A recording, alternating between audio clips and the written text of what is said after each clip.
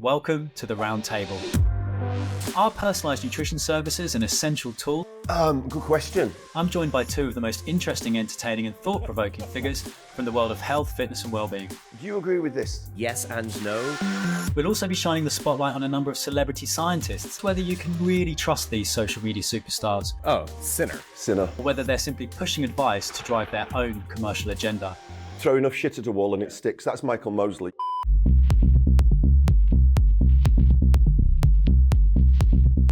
And I wanted to move into the second part of this conversation around this kind of new cult we have of celebrity scientists.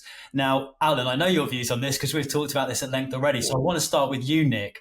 We've seen a proliferation of these celebrity scientists, Tim Spector, Andrew Huberman, Peter Attia. There's a number of really big, almost household names now that have crossed over into the mainstream consciousness, who come from a very rigorous scientific background, who are now offering prescriptive lifestyle behaviors. Top line, what's your take on what we're seeing here in terms of elevating the conversation, getting this message to the masses, but also some of the concerns around it? Well, you're just taking the words out of my mouth. They elevate the conversation, and I see them as a gateway to people digging deeper and being more interested. I see them as the reverse of the same coin as Joe Wicks, funnily enough. Joe Wicks is a massive guy. I mean, Joe Wicks and Andrew Huberman, these are not two names you put together automatically, right? But what Joe Wicks has done, you could argue, has oversimplified things and has this massive gateway, massive funnel of people who've come looking into fitness, thinking about their health, thinking about what they should eat, and this huge funnel has drawn people in, and then people decide where they go from there. And I would say the same, but with a different audience, with someone like a Huberman. He's massively influential. He has got people thinking about the nuanced ways of living more healthily. Some of his messages, I think we can broadly agree, some of his messages, getting out into sunlight, those kind of things, are making people think more than they would otherwise have thought. And then it's about taking the rest with a pinch of salt. And it goes back to my views with personalised nutrition.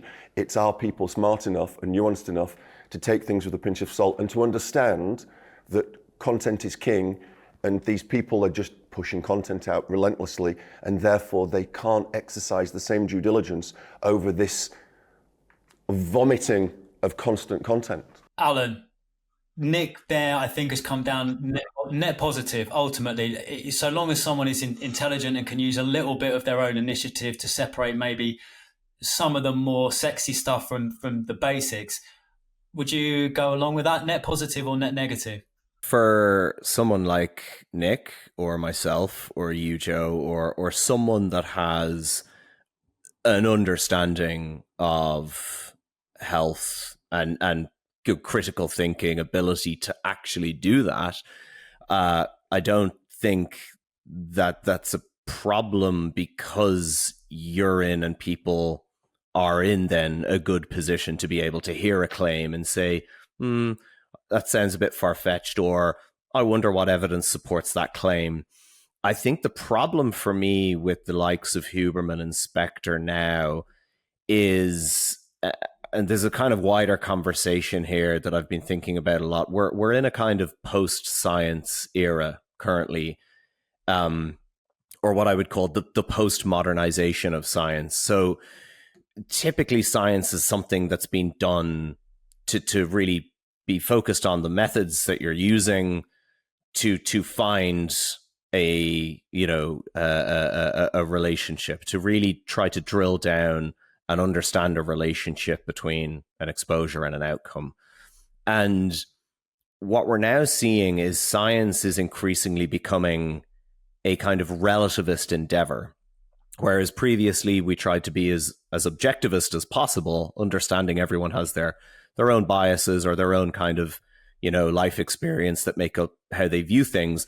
The aim of kind of scientific epistemology and developing the method that we call science was a way of trying to get people to be able to actually have their own individual personal views and, politics and everything else, and to try to supersede that with a way of appraising claims about reality, claims about the world. And that allowed us to make sense of the world around us. And what we're having now increasingly is this very postmodern relativist view. Evidence is what you want it to be. You can find a study that supports kind of almost anything, whether it's a human study, a randomized control trial, or an experimental study in rats or mice, isn't really relevant as long as it says what you'd like it to say. And to the average person in the population, thinking that that's science is a really kind of dangerous place, I think, to get to, because then science loses all of its meaning. And we're in this kind of area where truth, from a scientific standpoint, is whatever you'd like it to be to suit the claim you'd like to make. And so for me, Huberman, Tim Spector, they really represent this kind of relativism and this rendering of science as a language game rather than as a method of integrity that allows us to get closer to some approximate truth about the nature of our reality. And I know that's a bit meta and kind of conceptual, but I do see that as a big threat to the idea of scientific integrity, because if Andrew Huberman makes a pretty bogus claim about something to do with nutrition, but he's dressed it up in the language of science, and then someone comes along to me and asks me for my view on that same claim, and I give an answer by referring to science and evidence, how does that individual know the difference between me or an Andrew Huberman? Because we've both used the language of science. So now how do you get to the actual answer? You've got two answers to the same question dressed up in the same language, and no one has the ability to resolve it. So I don't think that's a really helpful place to us to get to. And ultimately, it does come back to the commercialized factor. Someone like an Andrew Huberman is incentivized to play fast and loose because of the growth of Huberman Lab podcast. Someone like Tim Spector is incentivized because of Zoe, to push claims far beyond where the evidence that would support those claims currently is. And I don't think that trend is going anywhere. I think this increasing commercialization and kind of postmodernization of science. Is it a trend? Or has it not always been this way? Didn't Kellogg's once have their own, probably, research version of a research lab? Isn't this just human nature? And these guys are, as social media has grown individuals versus corporations, it's now just done on an individual basis versus a corporate level? By trend, I don't mean, say, fad necessarily. I mean, something that over time has been there. There are antecedents to this, absolutely. I mean, one good example here, obviously, to go back to a very pre-social media era would be, the kind of 50s and 60s when the evidence for smoking's adverse effects was coming out. And you had the big tobacco companies putting together their own research institutes and scientists and producing a kind of counter body of pseudo evidence, basically, to try and avoid, any sort of regulation on tobacco products. But the age we're living in now, like you say, Nick, social media, the internet age, this kind of proliferation of information at speeds that are, beyond anything that would have been communicated in the kind of pre-internet era. I think that's allowed this to have a kind of exponential growth. So yeah, I think insofar as this is now our reality, and these media channels are what we communicate through. Yeah, I think it's something that is definitely here to stay. But I do think that makes it's a kind of weird place we're in now, right? Because your average person that's just generally interested in their health is now also interested in this thing we call science, right? Everyone likes to be seen as evidence-based, no matter whether they're a personal trainer, whether they're a dietitian, whether they're a physiotherapist. That's the kind of hot ticket right now, is everyone wants to be seen to be doing and engaging with and talking about this thing called science. And so we're all kind of doing this dance, around this thing called science. And for the average person, it's almost impossible for them to distill what's true within that versus what is not. Whereas previously, science was very much more about that process of being able to, to try and drill down to at least some approximate truth or some approximate reality, and I think a good, again, to round out with that smoking example, ultimately those efforts failed. They delayed things for a couple of years, but the kind of scientific truth and reality of what was going on ultimately did win out. Whereas now we'll never have the ability to kind of get to that final resolution because of our channels of communication and social media. So we'll constantly just be doing the same kind of iterations of what is true versus what is not true over and over, I think, kind of in perpetuity. I'll kind of summarize my view. My view is that these guys and women, these people having these conversations open us up to more and more discussions. You've got the likes of Huberman. He's risen so high. Huberman was a messianic figure at one point. The shine is coming off Huberman now. So he's getting bigger and bigger, and then there are checks and balances as you get bigger and bigger and bigger. And I think, honestly, it's kind of the natural order of things. And then ultimately, my view would be, do I look at a Huberman and think this guy is potentially a bad actor?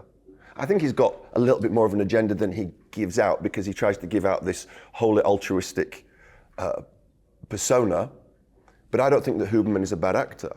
I think there are other people out there that are bad actors that are just selling snake oil. Do you? I'll ask you a direct question, Alan. Do you think Huberman is a bad actor? I find it tricky because, that comes with a lot of, assumptions about his character that I don't know. And so what I try to avoid, like what it comes down to me is, does he put out information that to me, what it comes down to is you've got someone who is a tenured scientist at an institution like Stanford. So to the point you made about the scientific method, Nick, you're absolutely correct. But there is no way I can envisage someone like an Andrew Huberman doesn't understand that method and doesn't understand what gives that method integrity.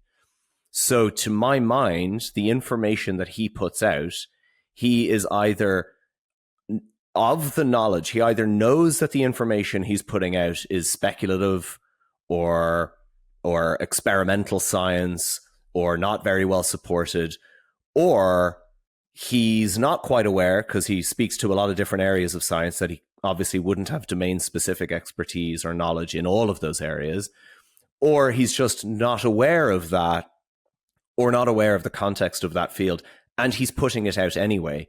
And to me, if not bad actor, because there's a lot of, again, like I said, there's a lot of implications for his character that I wouldn't want to get into because I don't think it's necessary. It's definitely reckless.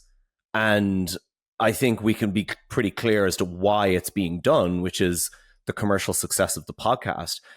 And I do want to be clear that, like, when it comes to a lot of this misinformation landscape, the reason that, like, I have more of a problem with an Andrew Huberman or a Tim Spector more than I would have over the worst influencer out there, because I don't expect that influencer to know shit. I don't expect them to know anything about the scientific method or whatever it is they're talking about. So to me, it's the people who should know better, and you would assume because of their training do know better, but are clearly taking a road with the information they are putting out that is so utterly contrary to that training, to that method, that I find that, if it was just influencers putting out bad information about diet and lifestyle and whatever, you could combat that.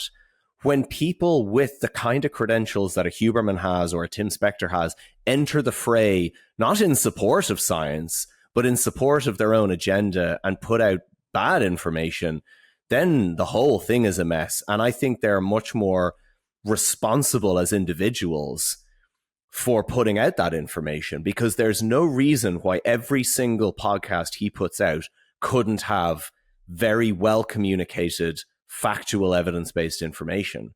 So there's a choice being made here. That's not right, is it? Wouldn't that be too much work? I mean, I don't know how he's doing something once a week. How on earth, something new once a week, and I'm not defending him, how on earth, unless he has a massive team of researchers behind him, how on earth can he scrutinize all of these claims? And I'm not defending him.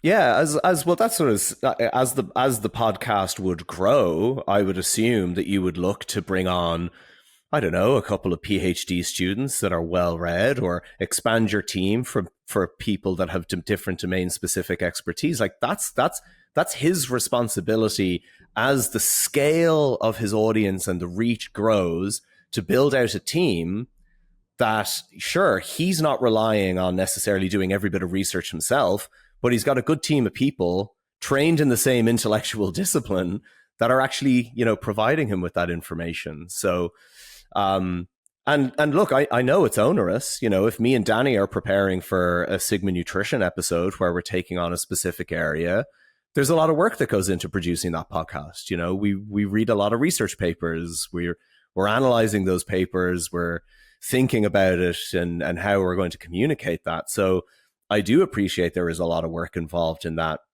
And I would just say that, yeah, as it's growing, surely that's more his responsibility now to say, I want this to keep being something which is very reliable and information that has scientific integrity behind it. So as I'm growing, that means I'm going to get a couple of these postdoc researchers at Stanford to come on board and be my background researchers or whatever.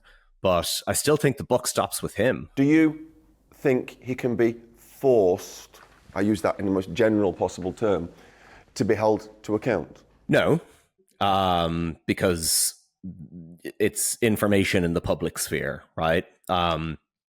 What I do think he could probably do is, there's obviously now, you said a point that I think is interesting, Nick, and is actually accurate, which is, as someone grows, there will be more checks and balances in place. So we're seeing it happen with Huberman, where you're getting people like me and other people, certainly in nutrition from the kind of evidence-based side, are being very vocal about their criticism of a lot of the information he's putting out.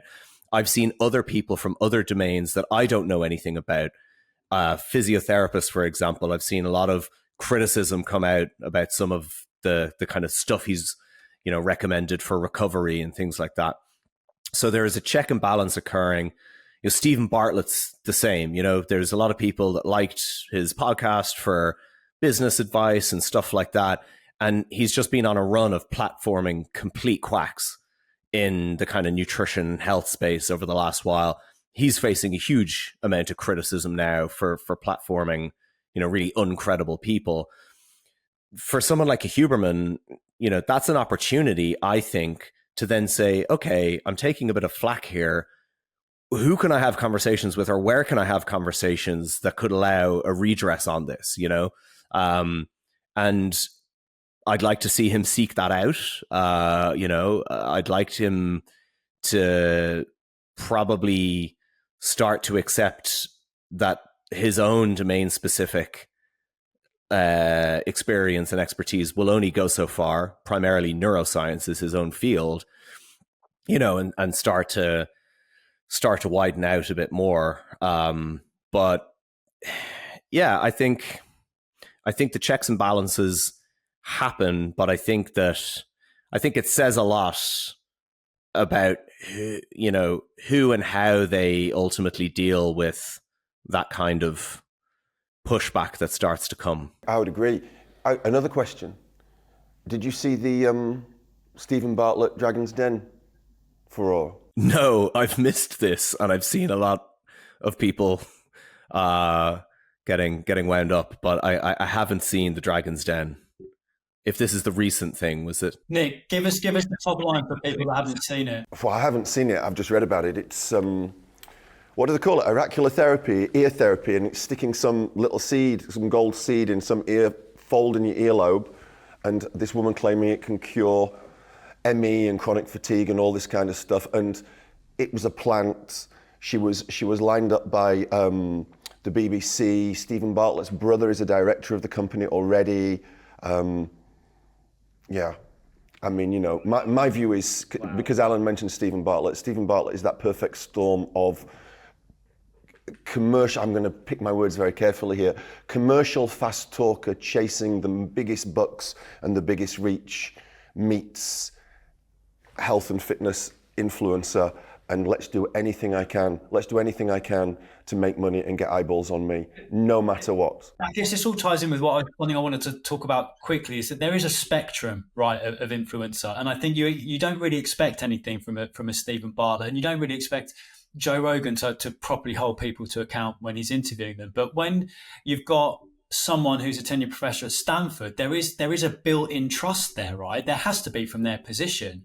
So, Nick, do you go along with what Alan's saying about you kind of expect better from people there? If you've got a doctor in a supermarket screaming at broccoli for giving people cancer, I think most people can probably go, do you know what? I'm not going to buy into this. Mm-hmm. But if you're watching something that's got this scientific setting, and he is a tenured professor at a leading university, people are, part of his appeal is that people are buying into him naturally before he's said a word, right? So are you disappointed that he should be doing better? It's a hard one. I cannot, it makes more interesting viewing for me to disagree with Alan, but I can't disagree with anything he's saying.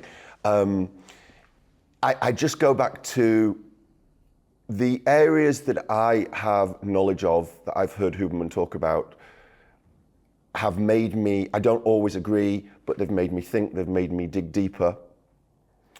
I kind of want to give him the benefit of the doubt that I think he's a genuine guy, honestly. But I would also say, Alan's points are 100% spot on. The podcast has such reach. If he's too stretched to research the things that he's discussing, the money is there, because it's always about money. The resource is there to dig deeper. And does he have a responsibility because of his position? Yes, he does. So what would I like to see from Huberman? I'd like to see Huberman do retrospectives.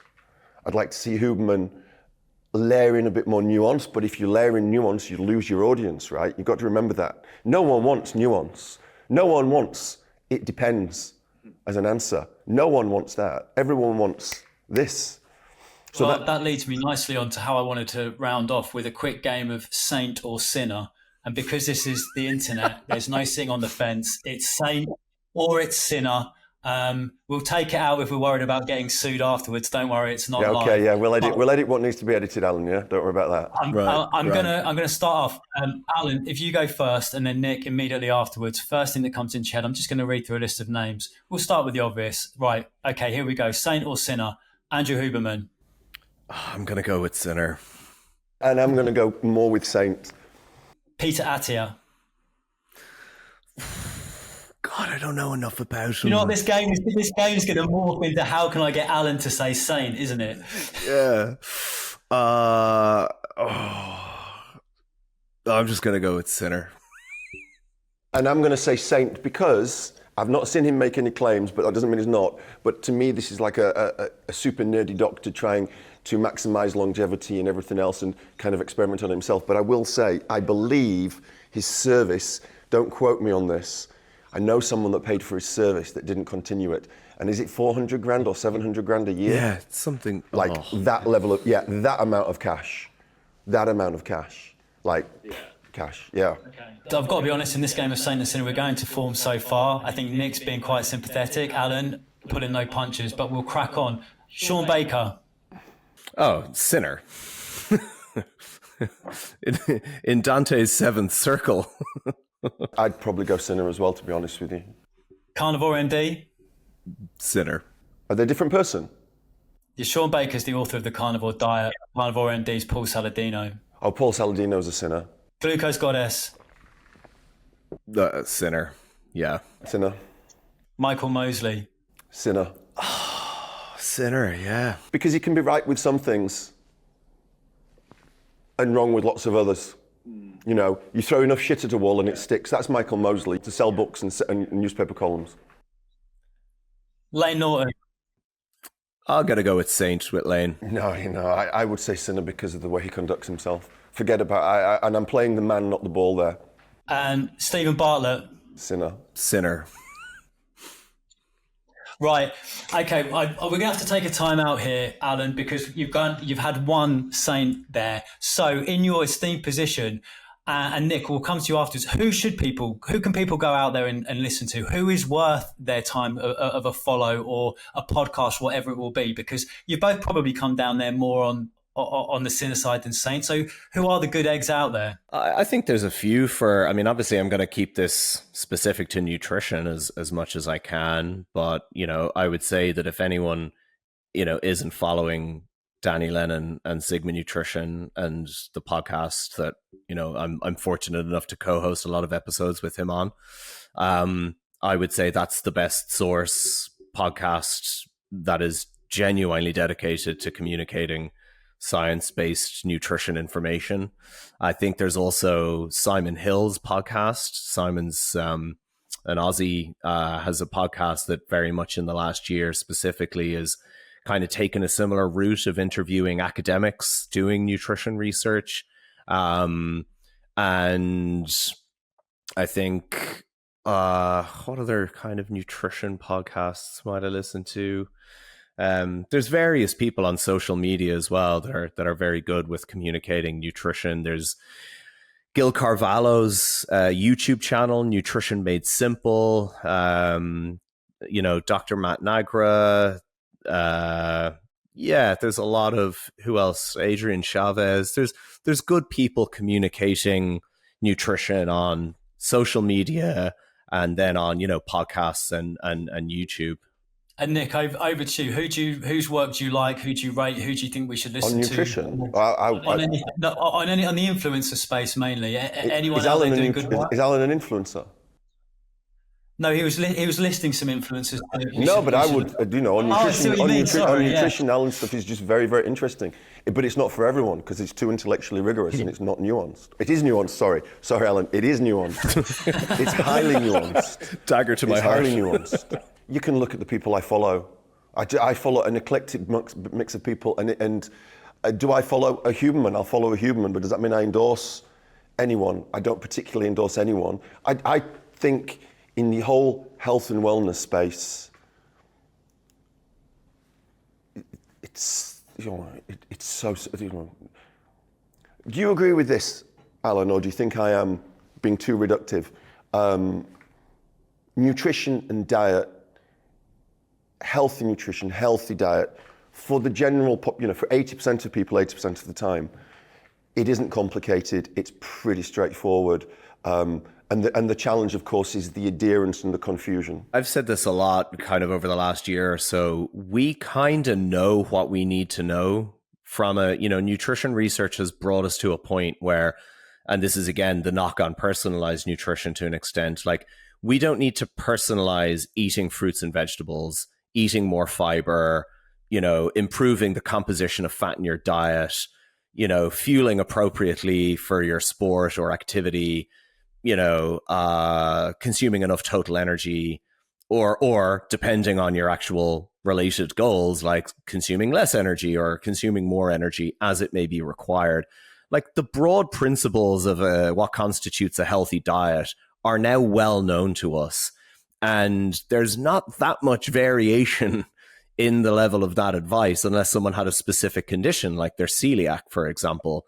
So I think you're right. And I think what annoys me, I guess, now is that all of this wider conversation, fad diets, quack diets, all of this stuff really detracts us from that simplicity. And the simplicity itself, like you said, that the problem isn't the simplicity of what we know. The problem is helping individuals and indeed a population navigate whatever they need to navigate in order to adhere to those well-known and simple principles. So we're kind of arguing over the wrong thing. If we want to personalize things, then what we need to do is personalize the factors that get in the way of that adherence for a given person. So the main problem is the answer is quite simple. It's just you can't commercialize it, which is why we keep having these same conversations, especially this time of year. You know, some of the apps will commercialize it because they'll gamify it and they'll make following a diet engaging. So it's how do you engage people? The critical factor is how do you influence people to be mindful of their food? How do you influence people to be mindful of the way that food makes them feel? And we're switched off. We've switched off. How do you stop people from, you know, some people are physiologically wired to feel good with a full stomach. This is something you never hear anyone talk about. How much of that is the cause of obesity? Because I feel good. You, Joe, 100% don't feel good with a full belly. I can tell straight away. You're the kind of person, not to get into like something blunt like somatotyping, but you can see someone like Joe doesn't feel good with a full stomach. Someone like me, I feel good with a full stomach. I feel good going to bed with the fullest stomach possible. This is terrible for me. How do you stop people from having that? How do you stop people from going to the supermarket when they're hungry? Because if you go to the supermarket when you're hungry, it's an absolute disaster. So those are the questions that people should be debating. But the problem is, in the wider fitness industry, which I'm a part of, that's not very interesting. And then people want to talk about their cults and their stance and everything else rather than how do we actually just help people change their relationship with food. Learn to be hungry sometimes, right? We should learn to be hungry.